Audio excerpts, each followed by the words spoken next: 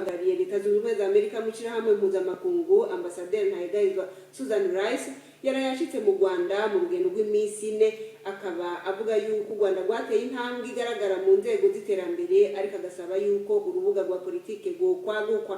Reka iyi nkuru tuyibaze Prudence Ngiyumva. Ambasaderi Susan Rice yatangaje ko u Rwanda nyuma ya Jenoside imyaka 17 ishize rwahindutse igihugu cy'amizero y'iterambere n'amahoro mu rwego rwo guteza imbere imibereho myiza no guha abaturage serivisi z'ubuzima. U Rwanda ruza mu byambere ku mugabane wa Afurika mu burezi bw'ibanze, nibura abarenga 70% bafite imyaka yo kujya mu mashuri abanza ubu bariga. Kuri Madame Rice ibi ngo n'urugero ku rwego mpuzamahanga. Ku rundi ruhande ariko Ambasaderi Rice avuga ko u Rwanda rutaratera intambwe mu gukemura ibibazo by'ubwisanzure mu gihugu. The political culture in Rwanda remains comparatively closed. Umuco wa politiki usa n'ufunze mu Rwanda.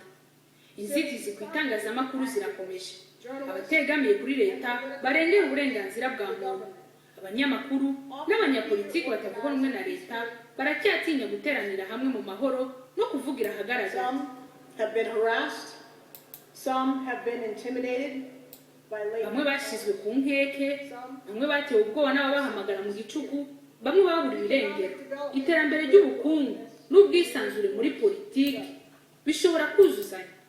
Iki nicyo kibazo gisigaye mu nzira y'iterambere ku Rwanda. Rwanda's next great developmental challenge.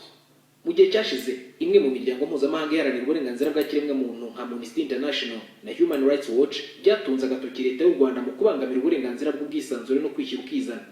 Ibirego leta y'u Rwanda ivuga ikomeje ko bidafite ishingiro. Ambasaderi Susan Rice uri mu Rwanda kugera mu mpera z'iki cyumweru we n'umuryango we kandi bagiye ku rwibutso rukuru rwa Jenoside kunamira inzirakarengane zazize Jenoside mu mwaka w'1994. Yashimye u Rwanda ku ruhare rukomeye rugira mu bikorwa by'umuryango w'abibumbye byo kubungabunga amahoro. BBC yatanguje ihiganwa ry'umukinyi